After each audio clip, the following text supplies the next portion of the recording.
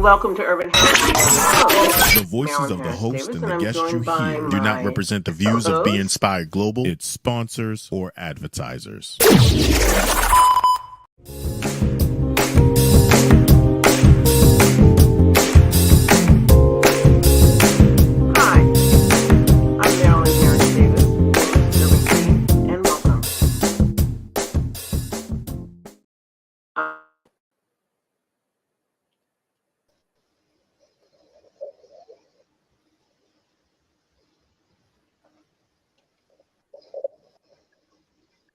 Hi, this is Marilyn Harris Davis. I'm your host for Urban Health Beat 2.0. I'm joined by my co-host, Dr. Garry Jennings. Hey. Dr. J. We're the show that feeds your mind and your spirit. Show for you. Yes, we do. Hey, we have a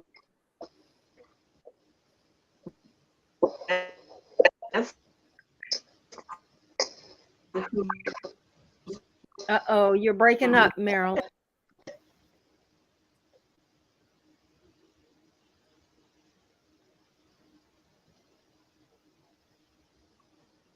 So it seems like it's gone, right? Are you still there, Marilyn?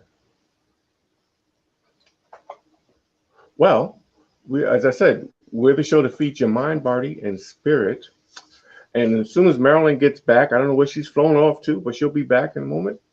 We'll be talking with Jahari. How are you, Jahari? I am fabulous. It's good to be here. Great. The last time we had you on our show was pre-COVID. Pre-COVID. Yes. How have you been since? I'm wonderful. It's really nice to be able to do this in my home. In the background, I have a picture of my father at the Selma March with Dr. and Mrs. King. Whoa. Turn this way. They're there in the line marching. So I thought that this would be a good place to start, because my father was the first Black ophthalmologist in the state of Maryland, besides being a medic at all of Dr. King's marches. And cool. I'm not a doctor, but I am a healer, and I use food as your medicine. I make food your medicine. So, and yes, I mean, I agree with that. Absolutely. That food is, food can be and should be used as our medicine. Yes. Yes. So I was on WEAA for 20 years in Health Talk, and I am a raw vegan chef and a health practitioner that I help people to reverse and prevent high blood pressure, diabetes, all kinds of infirmaries naturally. Most people are aware of various things that weaken our immunity. That's something that's very important these days, is protecting our immune systems. And that's what we're talking about today. And it's really funny, Dr. J, that what helps us to strengthen our immunity also helps us to prevent and turn cancer around. High blood pressure, diabetes, all of these things can help us become healthier and whole. So, and our sexual health, we are sexual beings. So I wanted to talk about that, because we talk about men's ED, but I don't hear people talking about women. So there are herbs and different things that we can do to cleanse and get these pathways and get balance or homeostasis back to the body. And this balance helps with everything, with all of the infirmaries, pretty much. Well, because COVID is just leaving. I mean, we're just getting better, getting over this COVID thing, and restrictions are dropping.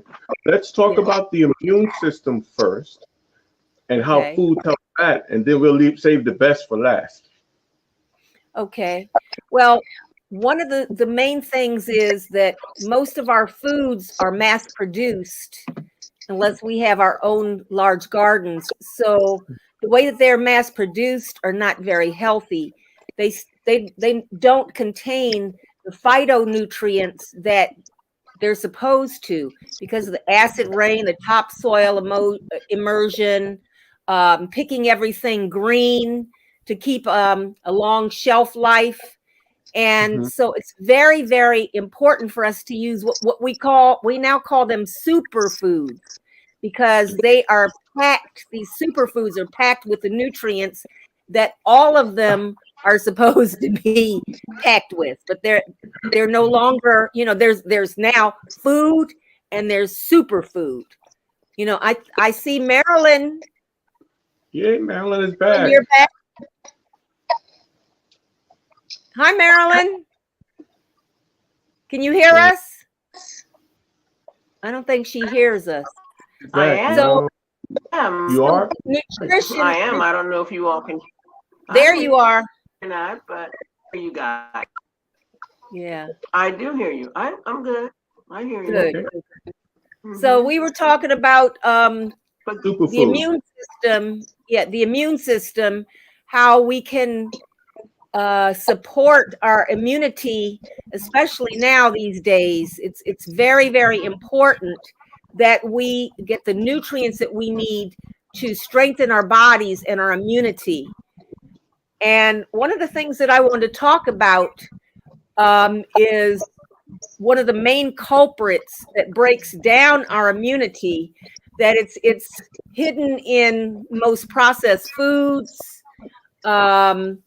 We're introduced to it as infants in baby formulas. We're awarded with it at school and at home. We celebrate with it. What do you think that is, Dr. J or Marilyn?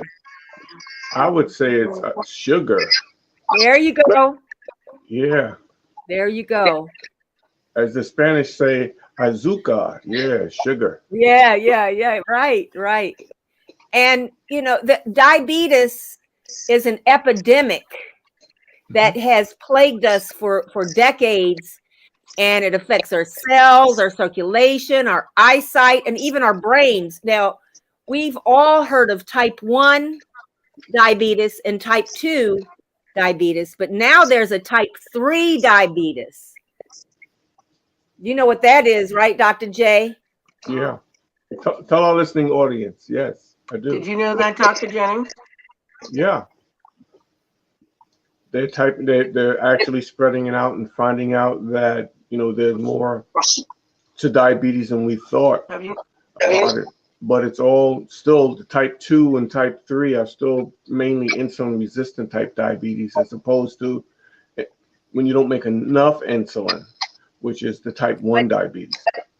Yeah, but there's one that's now been termed as type 3, and that is Alzheimer's and dementia.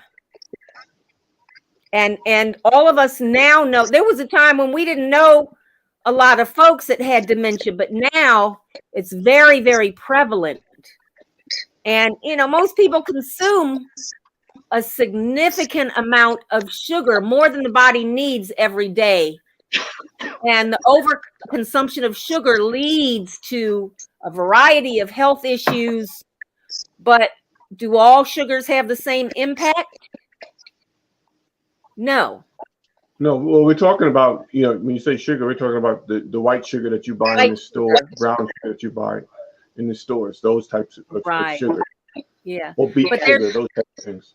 But, there are, of course, the chemicals. When they say sugar-free, the chemicals are toxic. And also that means they're going to raise other things like the fats to make it taste good. Because, when we're used to a certain taste, then they have to play with it so that we'll still buy it. But there are some sugars that are claimed as healthy, and I'm going to talk about that. They're not as healthy as we think. One of them is beet sugar. Beet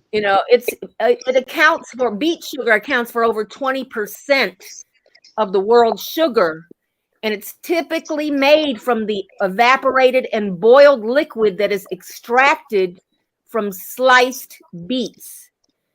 But they usually use genetically modified beets. You know, that's more common, a more common source of the beet sugar. So be aware of this, folks. Be careful. Brown sugar, all brown sugar is it's sugar that they have taken the nutrients out of it, and it becomes white sugar, and then they add molasses back into it. So that's not real good. Let's see, fructose. We hear about fructose a lot. Now, it's found in products that are not fruits, and it's not extracted from fruit most of the time, but is created either in a lab by treating glucose with enzymes, or it's extracted from corn syrup. So the glycemic index, the glycemic index is how quickly, correct me if I'm wrong, Doc, it's how quickly sugar gets into the bloodstream. And if, like, white sugar is 100, so of course it's going to go into the bloodstream very quickly. It digests very quickly. It has no nutrition in it, and it spikes our sugar, which causes all kinds of reactions with insulin and so forth, and contributes to diabetes and so forth. Am I right or wrong? Yeah. As you're saying, the glycemic index indicates how fast your insulin will spike based upon the amount of sugar, or based upon that same amount of sugar, whether using, say, sucrose versus glucose versus fructose. They take the same amount per measurement, and then they look at how fast your insulin level increases. Right. Yeah. But you know, one thing about that processed fructose, sorry for talking over you, I'm sorry. It's got a very high glycemic index number. So it gets into the bloodstream very quickly, and it can only be processed in the liver. So when a large amount of concentrated fructose is consumed and hits the liver, it stresses the liver so severely that it's almost entirely converted to fat. So if you have a belly around the middle, like I'm working on getting rid of, more than likely we've eaten too much sugar in whatever. But you know, this amount also increases the triglycerides blood levels, leading to an increased risk of heart disease and the amount of uric acid. Am I right or wrong, Doc? Uric acid more based upon the amount of protein that you eat, but it's still a dietary, you know, it's still because you're not eating the right types of foods. Yes, so, but doesn't sugar contribute to it? White sugar? I read that somewhere. So okay, breaking down bad. Protein.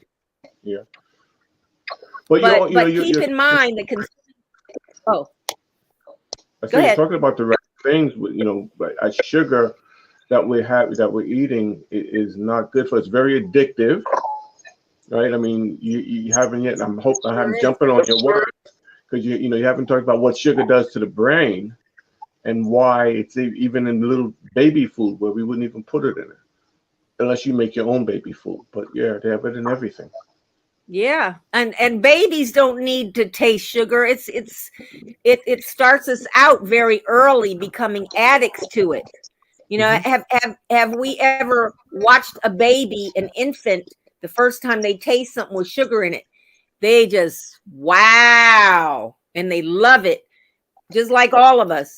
But, you know, keep in mind that consuming fructose from fruit is not the same as consuming it in a liquid or crystal form, like what's in baked goods or sodas, you know. But remember there's a lot of hidden sugars in, like when we buy sodas or salad dressings. I mean, you've got to read the labels.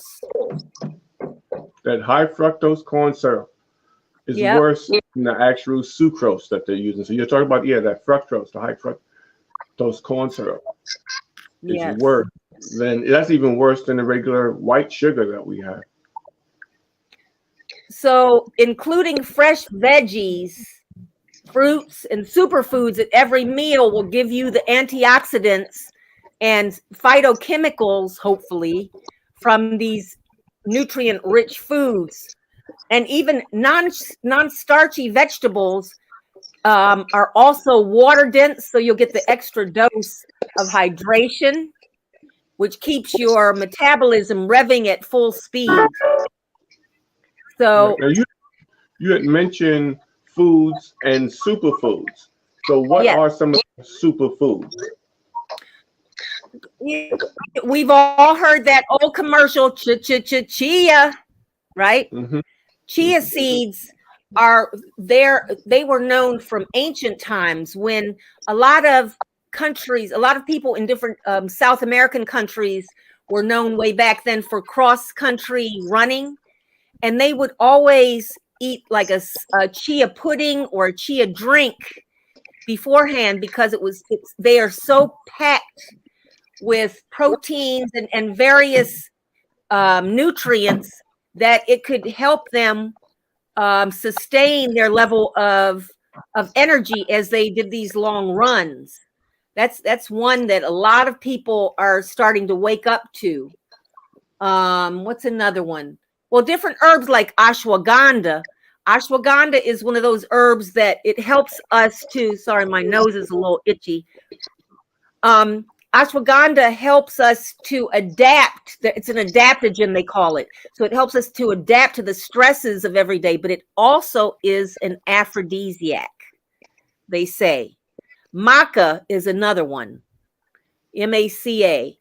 There are so many herbs that they are superfoods that we can use just for our energy. And see, a lot of times when people get energy, they want to use it for the bedroom, but you don't have to use those things for the bedroom. You can, use it to exercise another way. I call that exercise. But there are so many different superfoods that I could tell you about. If you would like to contact me. So let's go ahead. Oh, Marilyn, there you go. We're listening. Uh-oh, she froze again. Yeah. Oh boy. So no, I don't know that you can hear me, but if we want to contact you, how do we do that? My number is 410-908. How does that happen? Contact me. Yeah, you was giving out your number. I think Marilyn can't hear us as well. Okay. 410-908-0786. I help I'm an educator. And there are different things. There's also a product called ImmunoCal that is amazing. It's amazing. But we're talking about just everyday eating. So I think I told you that eating too much sugar, things will be converted to fats. Mm-hmm. It's very important that we have good gut health. So eating sauerkraut, kimchi, even some people drink kefir. Kefir and yogurts they have a lot of sugar, a lot of those hidden sugars. So read your labels. Instead of taking those, just take a high quality probiotic. Right. And eat prebiotic foods. Prebiotics are they're things in fiber that help to feed the good bacteria in the gut. Yeah, I remember reading something about you can change your gut bacteria over if you get off the sugar and eat like a lot of green vegetables with fiber, like the leafy vegetables, the spinach, the kale, those type of things. You eat those, and those will actually help benefit your good bacteria. And that will again lead you to metabolize the sugar better, metabolize the fats that you eat, and help you lose the weight. And eating that white sugar is going to feed the bad bacteria. Yeah. So you can't put it in you can't put it in a a smoothie, and then put something sweet in with the smoothie with the fiber. You just, it's a net zero gain at that point. Right. So a lot of people were thinking about losing weight. Their winter weight now. So of course exercise is good. Just walking is wonderful. Swimming, but getting plenty of rest is so important, because many studies have found an association between too little sleep and increased weight. Then watch your sodium intake. All of these things that I'm mentioning are they're good to help to reverse a lot of infirmaries, to give you energy. All of these things that help one of them helps all of them. It's pretty amazing when we clean our diets up and eat a lot of nutrition, eat and drink a lot of nutrition, like drinking coconut water that has a lot of nutrients in it. So it's very important that we include fresh fruits and vegetables at every meal. And we can just make a huge salad and put last night's rice or quinoa in it. We can put in your favorite protein, but oodles and oodles of green vegetables with a healthy salad dressing that doesn't have a lot of sugar in it. That in itself is so good. And my being a raw vegan chef, what I do, one of the things that I focus on, we're all sugar addicts, including me. So I make desserts that have no sugar, no dairy, no gluten, no chemicals, no GMOs. That's a whole nother conversation, the GMOs, but using superfoods. And I teach people how to make these things too. So I just wanted to mention that. Yeah, no, you're right. I was waiting for you to talk about the type of food that you cook, or that you don't cook, that you make, right? You don't cook it. Yes, that I prepare. Yes. Right. Yes. And there's a sister and I are giving a talk on March 25th at 12 p.m. at the Maitri Holistic Arts in Reisterstown, Maryland.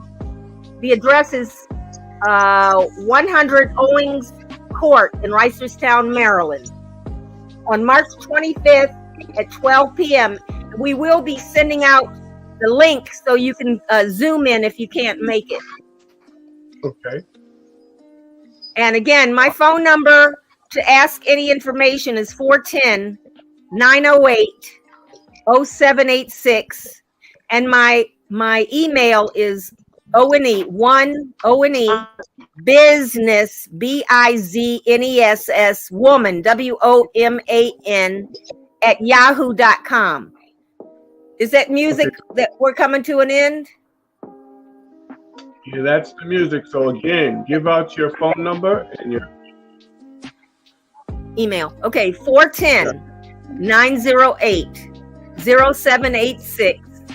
And one businesswoman, ONEBIZ, like show business, BIZNESS WOMAN @yahoo.com. Yes, we hear you, Marilyn. Yeah, you're back with us? Yes. Do you all hear me? Yes. Yes. Yes. All righty. So, well, I've been listening. It's been fascinating. On Urban Health Beat, I'm going to ask you all, what two things can you never eat for breakfast, lunch, and